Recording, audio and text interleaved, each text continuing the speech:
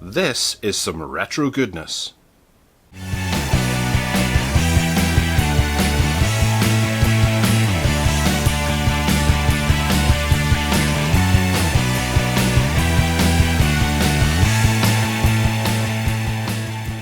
Okay, here's one for you. This is the Evercade. This is a retro console that plays, well, games, old games. Hardly anything to write home about, you say, but actually this one is a little bit different to all the other ones that you see available on the likes of Amazon or eBay or whatever. This one has proper officially licensed games, and you get them on a cartridge that you can slot into the back of the Evercade and play things, you know, legally, as opposed to having to go and get ROMs off the internet and put them onto some substandard hardware. These games have had focus put on them to make them work particularly well with the hardware we have here. And we're going to have a look at it because there's a lot of differing reports as to whether or not this is good or bad. And I've been watching it for quite some time, since it was like a Kickstarter-y type thing, and wondering if this is what I really want, because on the one hand there's a couple of nice arguments for this hardware, and there's a couple of concerns I have going forward. So we'll have a quick look at it, and then we'll have a quick play with it, and I'll voice my concerns. Okay, so what do we have here? It's obviously a slidey box like that, but we won't get into that just yet. On this side we have starter pack, games and stuff like that. This is the starter pack, which has the Namco Museum put in there, which is the Namco Collection 1, so obviously there's a Collection 2. Around the back it explains all about things and advertises a couple of the other packs. You have Namco, Interplay, Atari and Data East, and then obviously there's other software libraries as well that are putting out collections of their games, High Points more than likely. You can plug it into a television and play the games at 720p over HDMI, which is quite nice. It has a cartridge slot, so you get that retro feel of putting a cartridge in the games console, and you have to collect a cartridge library, which a lot of people do like. I myself like, but I don't like having to hand over the space to have all of these cartridges, especially whenever it comes to the stress of boxes and instructions and things. Responsive controls, a 4x3 inch large screen, up to 4 hours of battery life, and it includes the Namco Museum. Right, busting to get into this. Nicely presented, decent box, ready to play. Again, well, yes, hopefully I've played some of these. If not, then no. Yes, it's made by Blaze, and there's their details. This is a UK company, made and manufactured in the or made in China, but dealt with by the UK. And that makes them something that I'm quite interested in, because we need more UK companies. Right, Evercade Quick Start Guide in various different languages. Okay, I don't think there's too much to really go into there. And there it is sitting on top. And it looks quite nice. Yeah, it's typical plastic. That's the device there. I think the device, I'm going to go on record and say the device is the same in the starter pack as it is in the premium pack and all that. I don't think there's too much different with the device, but we'll come back to that. Underneath here we have the cartridge. Oh, I thought these were going to be bigger. I thought they were going to sit up about, you know, that kind of size. I guess like a DVD box set, or the old PC games or something like that, but they're a lot smaller. They're maybe about 5 inches by 3 inches. So that's the Namco Museum. You can see on the back there we have a collection of games: Galaxian, Pac-Man, Xevious, Exodus, or Mappy, Dig Dug, Star Luster, and Battle Cars and things like that. So a fair amount of games to get you started. If you think back to whenever you bought your first Super Nintendo and things like that, you might have got a game with it, if at all. So nice to have that in the box. Older games, maybe ones that might not sell quite as well. I know things like Dig Dug and stuff like that have big love online, but I can't say I would actually ever go out and buy Dig Dug. But as it's included for free, fair enough. We have a micro USB connector, which means it's micro USB. It is micro USB. Right, that's a bit of a pain. But it's been in development for such a long time that perhaps it's before the days of USB-C coming in. Right, so the hardware. It's white and red. See, there's whitish stuff around here, and then there's reddish stuff. Evercade, we've got a nice line here, which is very retro and 80s. We have front-firing speakers under the buttons here, and they don't seem to affect you whenever you're using the D-pad or the buttons. The D-pad's quite nice, actually. I had heard reports that it was a wee bit spongy, but well, I suppose I haven't played with it yet fully, but you can click it too, so there's an actual button there. Yeah, it seems to work so far. The buttons have that sort of nice magnified effect where you can see the button warping because it's almost telescopic with these see-through buttons because the letter is at the bottom. Select and start, and the menu button there. And then on the bottom we have a volume button, which is indicated by volume. A headphone socket 3.5mm, which is nice to see. Some devices don't come with that. Micro USB. Now that's a mini HDMI out, which some people may scoff at because you may not have a mini HDMI cable. That's a bit of a pain, but you know, I have several, so I'm alright. There's another button here, that must be the power button, and then there's shoulder buttons, which must be required for some other games, maybe on the Genesis or the Super Nintendo, I suppose, would be the most likely one. And then the cartridge slot, which we can have a quick look down if any. There are some pins. Several of them. I don't know how many, I'm not counting them. Right. The game itself.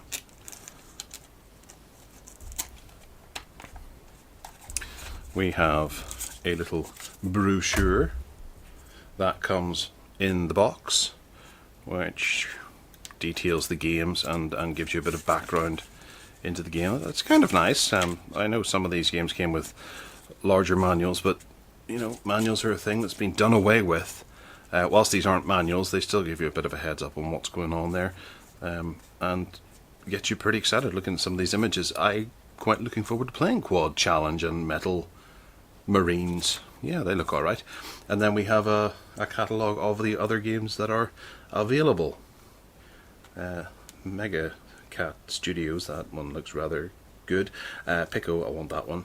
And yeah, I love this. I hope this is what happens, is with each new range as they come out, they'll have a bunch of different titles that you can look forward to, and as a child you could go through like the Argos catalogue or Index catalogue and pick and choose. Oh, I want that, I want that, I want that. That would be nice to relive.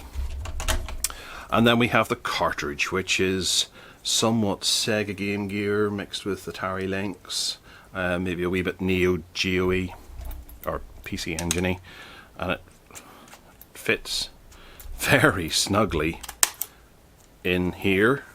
That's tight. That's really tight. And it says Evercade 02 Namco Collection.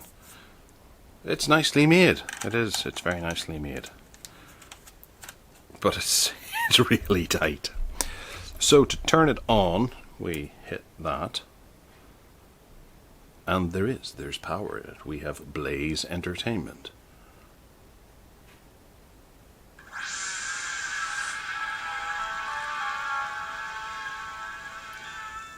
And nicely 80s with a little bit of background noise. Intro logo for Evercade, and then the games, which are nicely presented. And it's loud.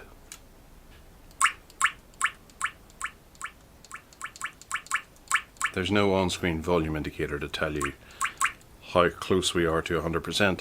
As you can see, there's no zero air gap or anything like that. There's maybe about 2 millimeters of a gap between the plastic and the screen, so there is a decent gap. Viewing angle wise, there is some noticeable color changing.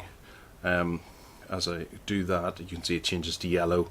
yet the background is clearly orange, and then red as we go lower, maybe even greenish.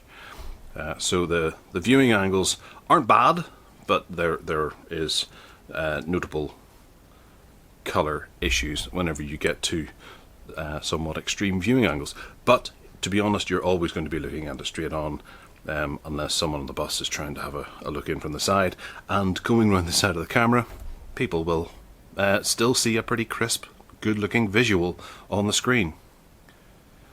We have an LED there that is green at the moment. That obviously the screen's turned off there to save some power, because it's showing that it's half full. So we should hopefully have about 2 hours left. That's Mappy Kids, Metal Marines, Pac-Man, Quad Challenge, Starluster, Xevious, Battle Card, Dig Dug, Galaxian, Libble, Rabble, and back to Mappy. So there's not a huge amount on one cartridge, especially given that these games are, what, I don't know, about 4K or something each.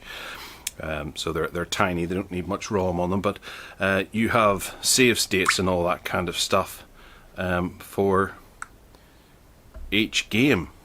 So with the start select goes there, we have a menu that pops up with save slot, save state, load state, settings. So that's picking a particular save slot, of which there's many, so you can have many save games to Dig Dug or Mappy. I have a reminder for Gareth. Thanks. And then once you've picked your save state, you can go to load state, but there's no screenshot or anything like that for you to be able to see what save state it is, so you have to remember if you've used save state 18 for a particular level or something in a game. Then we go down to settings, screen ratio, original size, full screen, well, there's only 2 options. We'll go for full screen and see what it looks like. We hit confirm and nothing happens. And there's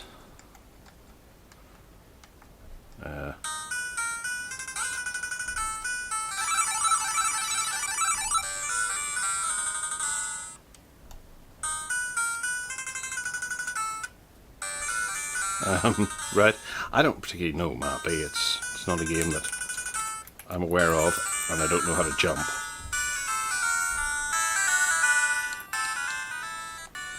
And then obviously changing it to original screen, you have bars on the side now. But the graphics look quite nice. There's a trampoline or something there. Right, okay, that's what you do. And then you have quit game as well, which is the other option. So we'll quit Mappy Kids and go for Pac-Man. Obviously everybody knows how to play Pac-Man. Hopefully I should be able to play Pac-Man.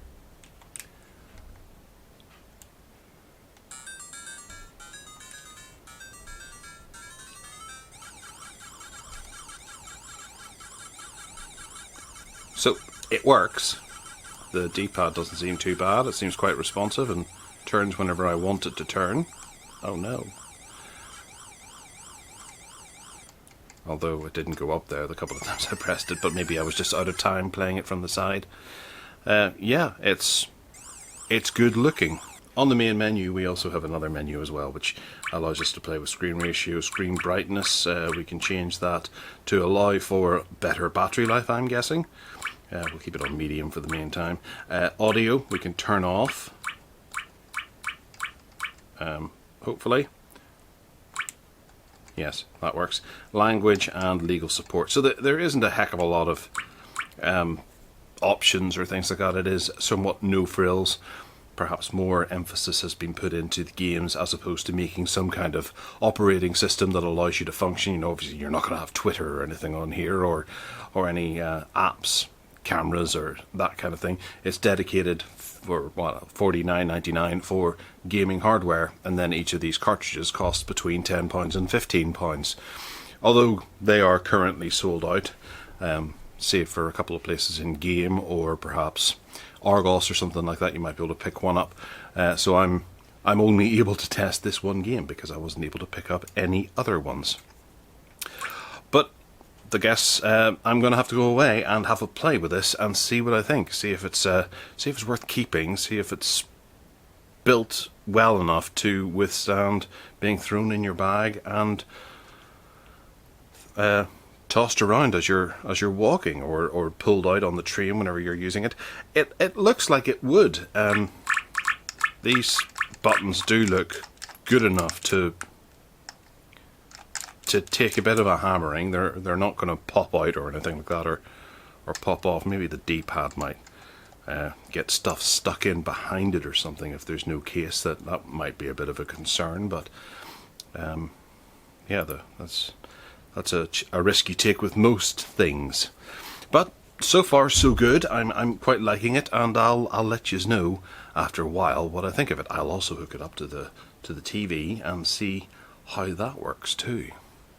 Okay, so it's been a week that I've had this games console, and to be honest, I am really enjoying it, aside from one major thing.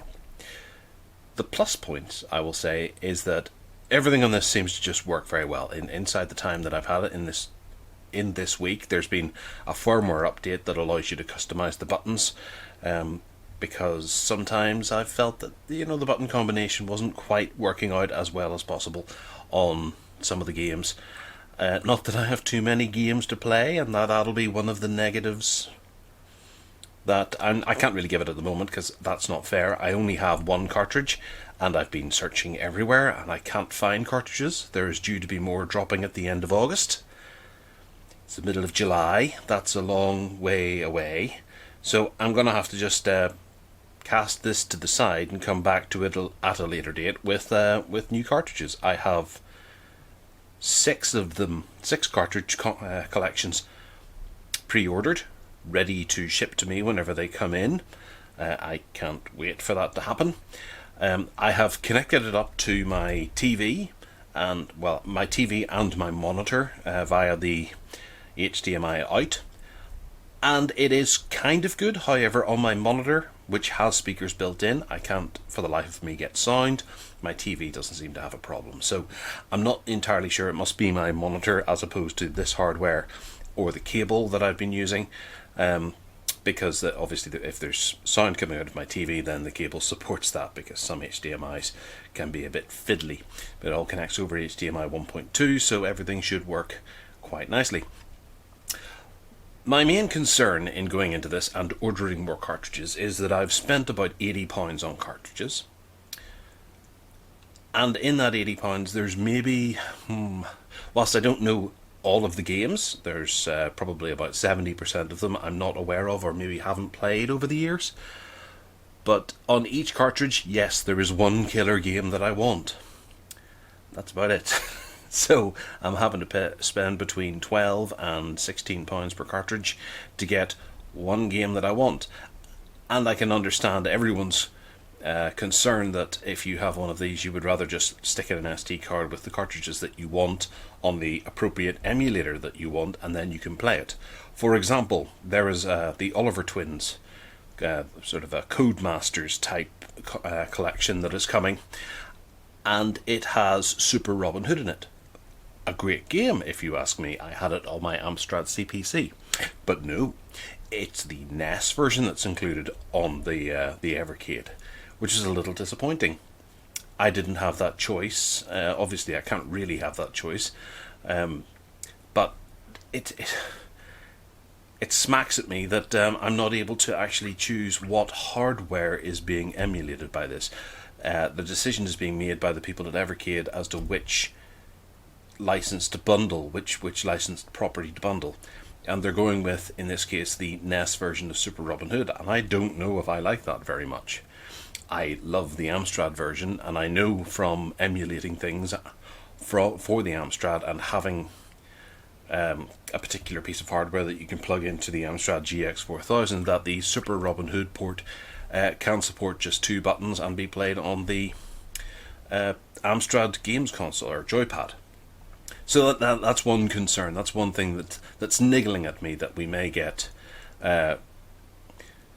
We may spend a large amount of money buying a cartridge. A large amount of money. We may spend money buying a cartridge, and then what we end up getting is a version that we're not particularly familiar with. I've ordered one that has Switchblade on it as well, another game that I'm very much in love with from the Amstrad days. I loved it on the GX4000, I played it on the Amiga, and I preferred the GX4000 version greatly.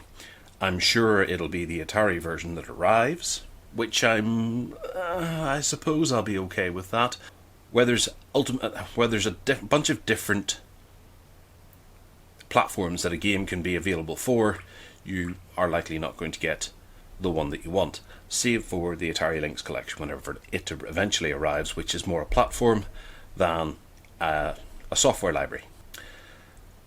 So back to what we have here. I really like this cartridge, and I'm quite excited about all the other cartridges that are coming along. I can't say once I get them I will ever come back to the Namco Museum. My son really liked this game. He was 7 and he thoroughly enjoyed this, and he came back to it a couple of times. I did like Xevious a great deal, but that's sort of because I was forced to play it. If I had to play anything, I'd be playing this game. This game, Battle Cars, I didn't see the point of it.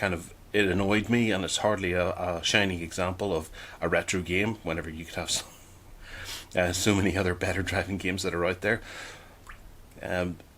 Dig Dug, I guess I kind of liked it, but I wasn't much of a fan of it. I played it twice, my wife played it once and then left it. Galaxian is okay. I do prefer Space Invaders greatly, but it was alright. It passed 5 minutes, possibly 10. Libble Rabble, I didn't understand this particularly well and found it a wee bit too confusing because you have to use both sets to use both characters, unless maybe it's supposed to be a 2-player game, but I gave up with it in the end. Mappy, I don't like. Mappy Kids I never even bothered with, although maybe I should. Looking at it, it looks like a bit of a platform game as opposed to that, which was just infuriating. And then Metal Marines, I have to give it more time, to be honest. Again, I didn't understand it and the manual was too far away for me to look at. But I spent most of my time with Pac-Man. Quad Challenge I did quite like, although this was the one that made me think about the potential for 2-player. It does have a micro USB port here. Could we be able to system link via that? Is that a possibility in the future? There's no Wi-Fi, there's no Bluetooth built in, so you won't be able to do any of that kind of challenge. You can't connect via ad hoc mode from one to the other and have a game. But having some sort of 2-player cable released to let 2 folks play each other on these 2-player games would be great. That's a possibility. And that brings us back to Star Luster that my son did love. So I'm giving this a hearty thumbs up. The hardware is great. It's just a big shame about the software at the moment, but it's early days for the Evercades. There'll be more coming, and their lineup is quite impressive, and I'm busting to get my hands on some more cartridges. So I'll update you in the future as to what I think of this as we go along. It's good stuff. If you're thinking about getting one, I would at the end of August, when you can get games for it that you might actually want to play.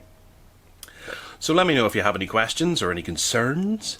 If you disagree with me about certain things, hit that subscribe button and turn on those notifications. Remember to tune into the Tech Addicts podcast every Sunday at around lunchtime. And then, of course, Talk Sport on a Wednesday morning at midnight for Inspect Your Gadget. And other than that, take care.